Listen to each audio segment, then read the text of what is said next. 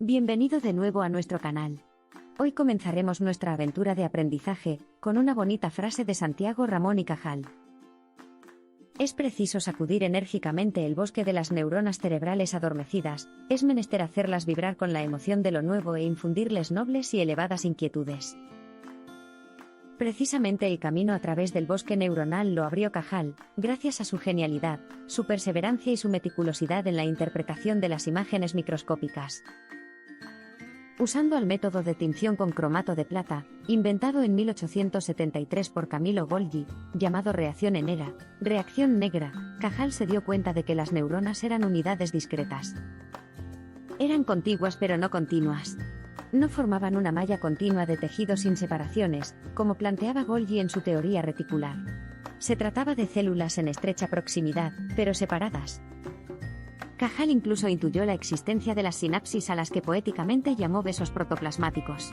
Y así es como nació la teoría neuronal de Santiago Ramón y Cajal. En la década de 1950, el microscopio electrónico daría la razón a Cajal. Charles Sherrington fue el que bautizó a las brechas entre neuronas llamándolas sinapsis. Es decir, Santiago Ramón y Cajal tiene la culpa de que tú estés viendo este vídeo hoy. Hasta ahora, hemos manejado en nuestro canal ciertos conceptos, de manera muy general e intuitiva. Ha llegado el momento de profundizar un poco más en los básicos del sistema nervioso. Ya eres un auténtico experto en el tema del aprendizaje. Es normal que tengas ganas de saber más. Por eso, en nuestro vídeo de hoy viajaremos desde la generalidad del encéfalo, hasta la unidad funcional básica del cerebro, la neurona. Hablaremos de conceptos relacionados con su anatomía y fisiología. ¿Cuáles son las partes de una neurona? ¿Qué es la sinapsis? ¿Y los neurotransmisores? ¿Cómo se desencadena un potencial de acción? ¿Cómo se susurran al oído las neuronas y se hablan en su propio lenguaje? ¿Cuáles son los misterios del código neuronal? ¿Cómo se comunican entre sí las neuronas para que podamos pensar y experimentar sensaciones y emociones? ¿Listo para explorar el milagro de nuestro sistema nervioso? Comencemos. La divulgadora científica Rita Carter describe el cerebro de una manera muy peculiar y gráfica. El cerebro humano tiene el tamaño de un coco, la forma de una nuez, el color del hígado sin cocer y la consistencia de la mantequilla fría. El cerebro constituye la parte más grande del encéfalo. Pero, ¿qué es el encéfalo? El encéfalo está compuesto por tres partes principales: el cerebro, el cerebelo y el tronco encefálico. Se encuentra ubicado en la cabeza, y controla todas las funciones de un ser humano. El encéfalo está formado por miles de millones de células nerviosas y está protegido por el cráneo, huesos que forman la cabeza. Como decíamos, el cerebro es la parte más grande del encéfalo.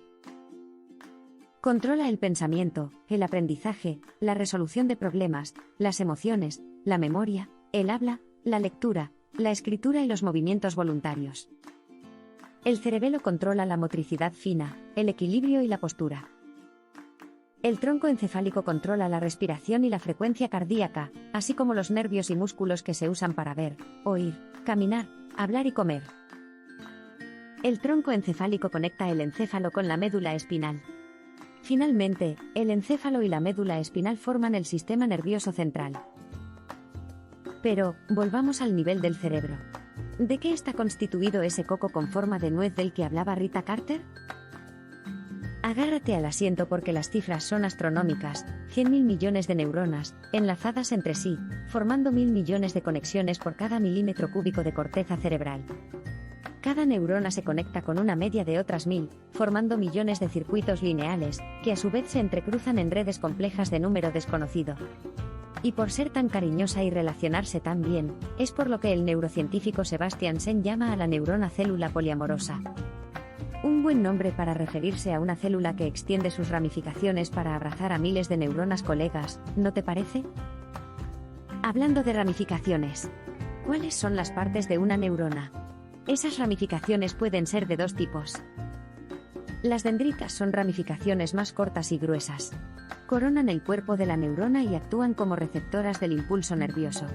O sea, capturan las señales eléctricas del axón de otras neuronas.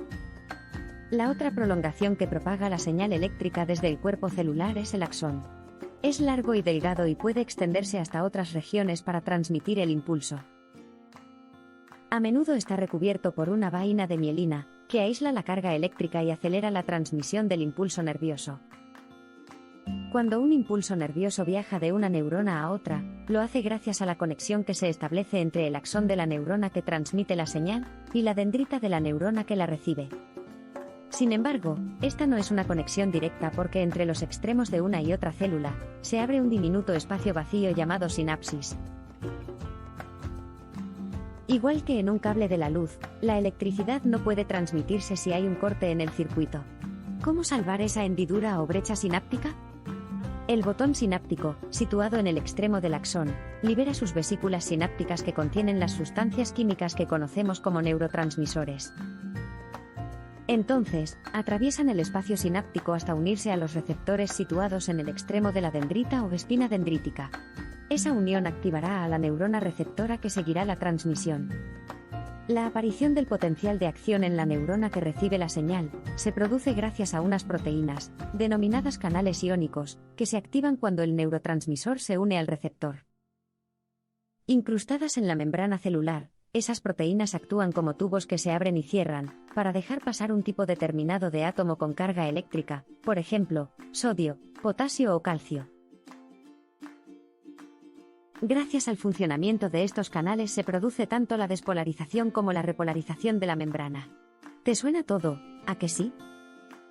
En definitiva, gracias a estos canales iónicos, las señales químicas de la sinapsis vuelven a transformarse de nuevo en señales eléctricas si se alcanza un determinado umbral.